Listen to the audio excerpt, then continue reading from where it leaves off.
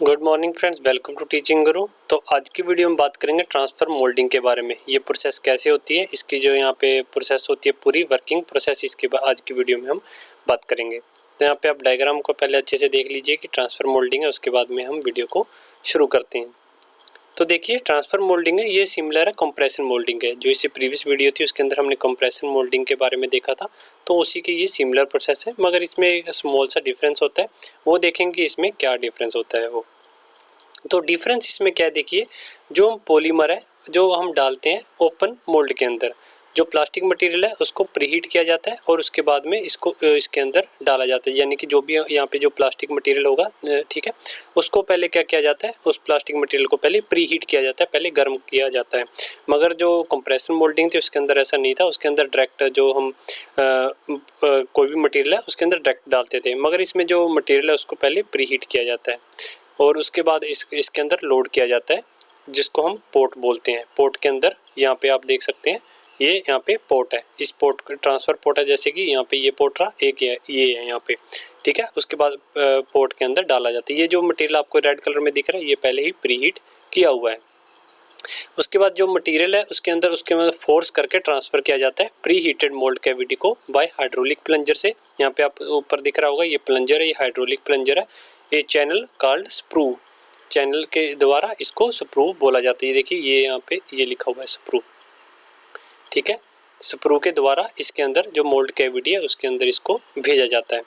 अब देखिए वर्किंग क्या हो रहा है। यहाँ पे ये चार्ज है, ये प्री हीट चार्ज है यहाँ पे, और यहाँ पे ये प्लंजर है जो इसको इसके अंदर प्रेस करेगा बहुत ही हाई प्रेशर के साथ। और ये ट्रांसफ़र पोर्ट है। ट्रांसफ़र पोर्ट क्या काम है कि इसको ये यहाँ पे जो चार्जेस को ट्रांसफ़र करना है मोल्ड कैविटी में with the help of sprue की मदद से। तो जैसे ये प्लंजर इसके ऊपर फोर्स लगाएगा अपनी, तो यहाँ पे जो चार्ज है ये यहाँ पे चला जाएगा स्प्रू की हेल्प से। ये जो कैविटी है इसकी मोल्ड कैविटी, इसको ये फिल कर देगा।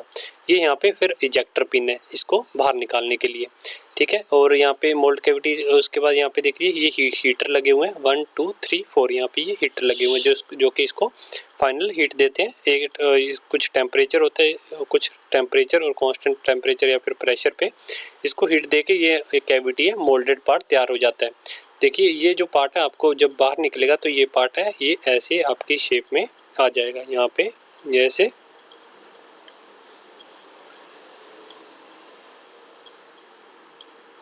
ये इसकी फाइनल शेप होगी, इसकी जो आपने ये मोल्डेड पार्ट है इसकी बाद में ऐसी शेप ये थोड़ा अच्छे से नहीं बनाया, मगर ऐसी शेप यहाँ पे आपको जो दिखे रेड कलर में, ये ऐसी शेप इसकी बन जाएगी। और दूसरा इसमें क्या डिफरेंस है कंप्रेशन मोल्डिंग से, हम ये ट्रांसफर मोल्डिंग है और दूसरी ये कंप्रेशन मोल्डिंग जो हम ऑलरेडी पढ़ चुके हैं। और दूसरा क्या डिफरेंस है कि जो हमारी ट्रांसफर मोल्डिंग है इसमें जो वेस्टेज है वो इसमें ज़्यादा होती है।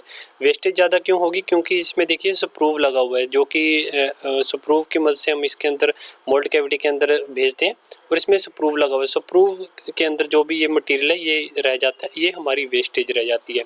क्योंकि जो हमारा फाइनल प्रोडक्ट हमारा ये यहाँ पे बन के तैयार हो गया, और जो ये ऊपर वाला रह गया ये हमारा पूरा वेस्ट प्रोडक्ट हो जाता है। और एयर होल्स और air flow grooves that are often need to allow air to escape and material to overflow, ठीक है ना। जो एयर होल्स होते हैं, यहाँ पे होल्स है, जो एयर होल्स होते हैं, और जो ओवरफ्लो ग्रूव्स होते हैं वो हेल्प करते हैं एयर को बाहर निकालने के लिए, ताकि जो मटेरियल है वो आसानी से मटेरियल है जो ओवरफ्लो ना हो।